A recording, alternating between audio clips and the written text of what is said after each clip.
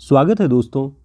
आप सभी उत्तराखंड, हिमाचल प्रदेश, बिहार, चंडीगढ़ जिस भी स्टेट के लिए टीजीटी पीजीटी परीक्षा की तैयारी कर रहे हैं, उन्हें ध्यान में रखते हुए हम हिंदी के प्रमुख नाटकों के बारे में आपको बताएंगे, ताकि उन नाटकों के नाम के साथ आपको यह भी याद रहे कि इसका कंटेंट क्या है, उसमें किस विषय पर वर्णित है यह पूरा नाटक।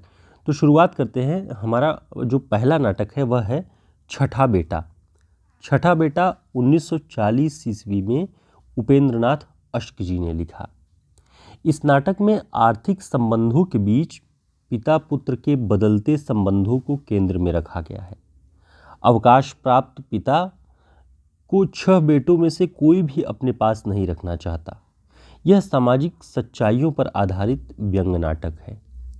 जब पिता बसंत लाल को 3 लाख की लॉटरी मिलती है, तब उनके सभी बेटों के रंग जैसे बदलते हैं, वह उनके वास्तविक रंग का बुरी तरह से उद्घाटन करता है। यानी जब पिता अवकाश प्राप्त हुआ, रिटायर हुआ, तो 6 बेटों में से किसी ने अपने पास उन्हें नहीं रखा, लेकिन वही पिता जब एक लॉटरी में 3 लाख रुपए पाता है, तब सारे बेटों के रंग बदल गए और सारे लोग अपने पास उन्हें रखने के लिए तैयार होने लगे। तो यह एक सामाजिक विद्रूपता है, ये सामाजिक सच्चाई है, जिसे इस नाटक के माध्यम से व्यंग्यपूर्ण ढंग से उपेंद्रनाथ अश्क जी ने प्रकट किया है। अगला नाटक है अंजो दीदी। अंजो दीदी नाटक ये यूपी हायर के सिलेबस में, यूजीसी नेट में और तमाम अन्य प्रतियोगी परीक्षाओं में भी अंजो दीदी नाटक लगा हुआ है। ये 1954 ईस्वी में उपेंद्रनाथ अश्क जी ने लिखा है। इस नाटक की केंद्रीय पात्र है अंजो दीदी। वह बेहद अनुशासन प्रिय हैं। अंजो दीदी अनुशासन प्रिय हैं, किंतु उनका अनुशासन यंत्रीकरण का पर्याय बन गया है। अब समझिए कि इतना अनुशासन है घर के भीतर अंजो दीदी का कि उनका अनुशासन यंत्रवत हो गया है। कौन सी चीज़ कहाँ रखी जाएगी उसका स्थान तय है, साफ सफाई के मानक तय हैं, गंदगी करने वालों को बख्शा नहीं जाएगा, इस तरह का रवैया है। तो ये पूरी तरह से यंत्रवत उनका घर चल रहा है। उनके यहाँ हर चीज़ का समय निर्धारित है, जैसे सुबह उठने का, नाश्ते का, सोने का, उठने का, आराम करने का, हर चीज़ का सलीका निश्चित है। इन मामलों में वो मजाक बिल्कुल पसंद नहीं करती। अंजो दीदी के इस ढांचे में उनके पति वकील साहब नहीं ढल पाते और अंततः परिस्थितियां ऐसी बन जाती हैं कि उन्हें आत्महत्या करनी पड़ती है। सुनने में लग सकता है कि साफ सफाई की सनक की वजह से किसी को आत्महत्या करनी पड़ जाए, या उसके ढांचे में ढल न पाने की वजह से आत्महत्या करनी पड़ जाए, यह बहुत ही अतिशयोक्ति लगता है। लेकिन जब आप इस नाटक को पढ़ेंगे तब आपको दिखेगा कि परिस्थितियां ऐसी बन जाती हैं कि ऐसा करने पर विवश होते हैं और अंजू दीदी अंत में विक्षिप्त हो जाती है। अगला जो नाटक है हमारे इस वीडियो में वह है डॉक्टर। 1958 ईस्वी में ये डॉक्टर नाटक विष्णु प्रभाकर जी ने लिखा है। तो डॉक्टर और युगे युगे क्रांति विष्णु प्रभाकर जी के नाटक है।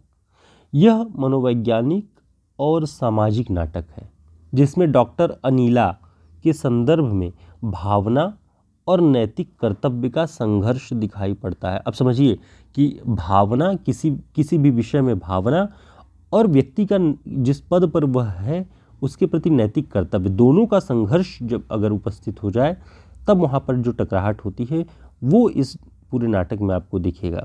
इस संघर्ष में नैतिक कर्तव्य की विजय होती है और इस नाटक का अंत आदर्श की स्थापना के साथ हुआ है।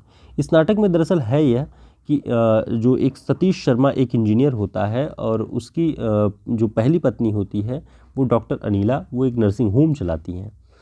और अचानक एक दिन ऐसा होता है कि सतीश शर्मा की जो दूसरी पत्नी होती है वो बीमार होती है और वह उस नर्सिंग होम में उसे लेकर के आता है। उसे पता नहीं होता है कि अनिला इसमें डॉक्टर है। तो अपनी दूसरी पत्नी को लेकर के वो हॉस्पिटल में आता है और जब अनिला को पता चलता है कि उसके पति की दूसरी पत्नी है ये जो बीमार पेशेंट है, तो वह अपने हॉस्पिटल से उसे निकाल देने की बात करती है, उसका ऑपरेशन नहीं करने की बात करती है। लेकिन उसके भीतर एक अंतर्द्वंद चलता है अपने पद को लेकर के, अपने नैतिक कर्तव्य को लेकर के एक डॉक्टर होने के नाते। इसलिए वह निर्णय लेती है कि वह उसका ऑपरेशन करेगी, उसका इलाज करेगी।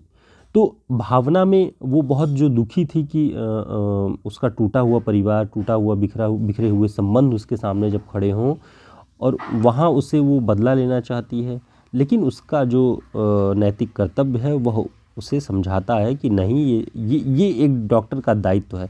आप प्रेमचंद की मंत्र कहानी में भी इसी तरीके का एक कर्तव्य पाएंगे।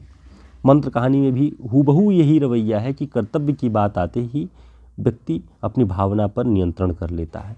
ये आदर्श स्थिति होती है। तो ये इस नाटक में आपको दिखाई पड़ेगा। अगला जो नाटक है जिसके बारे में हम बात करेंगे वो है कोणार्क। कोणार्क नाटक को 1951 ईस्वी में जगदीश चंद्र माथुर जी ने लिखा। ठीक, इस नाटक में प्रभुसत्ता और गरीब शिल्पी के बीच का संघर्ष प्रकट हुआ है।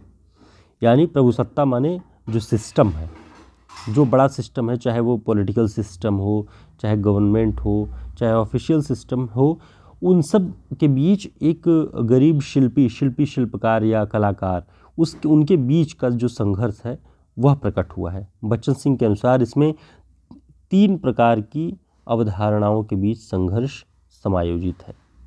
पहला, सर्जना और विध्वंस के बीच। दूसरा, पुरानी पीढ़ी और नई पीढ़ी के बीच। तीसरा, राजसत्ता और जनसत्ता के बीच। पूरे नाटक में ये संघर्ष दिखाई पड़ता है कि एक कलाकार का संघर्ष, जैसे कि हमने पिछले वीडियोज़ में आपने ध्यान दिया होगा, आषाढ़ का एक दिन में मोहन राकेश का जो नाटक है उसमें देखा कि कालिदास को जब राज्य का आश्रय ग्रहण करना पड़ता है, राज्याश्रित कवि बनना पड़ता है, तो एक कलाकार के जो सच्चा कलाकार का मन होता है वो राजसत्ता की तारीफ़ें चापलूसी करने में नहीं लगता है। तो उसका एक जो द्वंद्व है, जो लड़ाई है सिस्टम से एक शिल्पी की, कलाकार की, कवि की, वो इसमें कोणार्क में दिखाई पड़ती है। अंतिम जो महत्वपूर्ण नाटक आज के वीडियो में हमने चुना हुआ है वो है आधे अधूरे मोहन राकेश का। दोस्तों, अगर अब तक आपने हमारे चैनल को सब्सक्राइब नहीं किया तो सब्सक्राइब कर लीजिएगा, और वीडियो पसंद आया हो तो लाइक ज़रूर करिएगा। हमारे टेलीग्राम चैनल का लिंक है डिस्क्रिप्शन बॉक्स में, चैनल को ज्वाइन कर लीजिए, ग्रुप को, व्हाट्सएप ग्रुप को ज्वाइन कर लीजिए ताकि आपको समय पर सूचनाएं मिलती रहें। ये आधे अधूरे जो नाटक है वो मोहन राकेश का है। इस नाटक के सभी पात्र अनचाही पारिवारिक परिस्थितियों में जीने को विवश हैं और उस विवशता से उत्पन्न तनाव को झेल रहे हैं। जितने पात्र हैं वो अनचाही पारिवारिक परिस्थितियों में विवशतापूर्ण ढंग से जी रहे हैं। इस नाटक के जो मुख्य पुरुष है, मुख्य पुरुष की आर्थिक स्थिति नहीं के बराबर है। उसके सारे आर्थिक प्रयास विफल हो चुके हैं। वो सब कुछ करके देख चुका है लेकिन उसके आर्थिक प्रयास अब तक विफल हो चुके हैं। पत्नी की दृष्टि में वह पालतू और निकम्मा हो गया है। अपने ही घर में वह निर्वासित और आउटसाइडर है।